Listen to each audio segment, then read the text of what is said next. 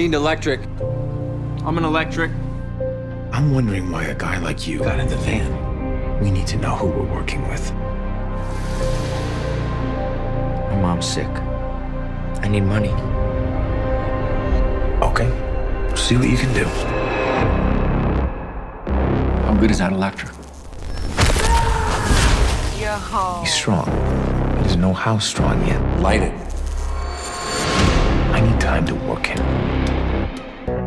With so many stories being brought to the screen involving either good or evil superheroes and the powers they possess, it was inevitable that filmmakers would look for alternative tales within the genre.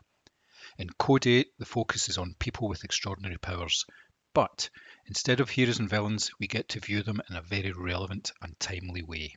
Lincoln City, the setting for the movie, was built on the sweat and effort of people with powers. Once fully up and running, the authorities instigated a backlash against the very people at the core of the city. They were marginalised to the point of being unable to get decent jobs, no hope of careers, and have become the people to avoid by normal society.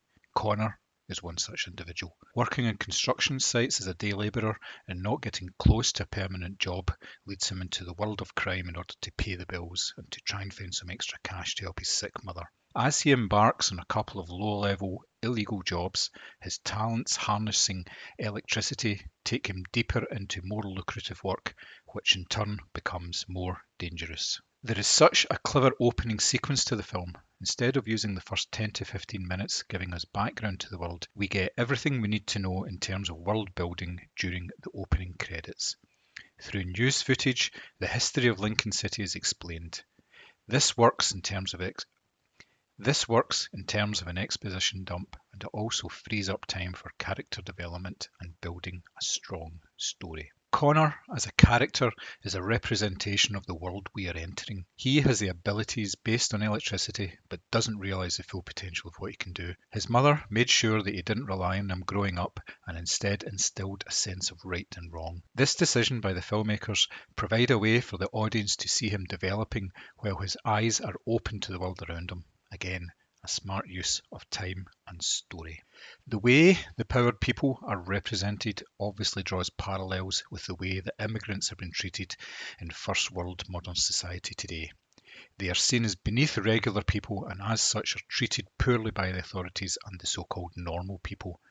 They are shown to be exploited in the way they are left without hope of steady jobs, and the only value they appear to have is in what is flowing in their veins.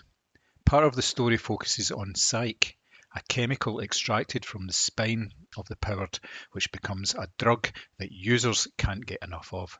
Their only use is in what they provide and not who they are. Why the film works is relatively straightforward to explain. It has a good cast of well-known actors, all of who know how to command the screen and impose their acting styles onto characters that may read as being one-dimensional on the page. The script is tight, with little in the way of extraneous side plot to distract. It also makes use of its sci-fi basis in order to tell a tale that's essentially a crime drama. Code 8 is now streaming on Netflix. How do you want to live in this life? Let's go.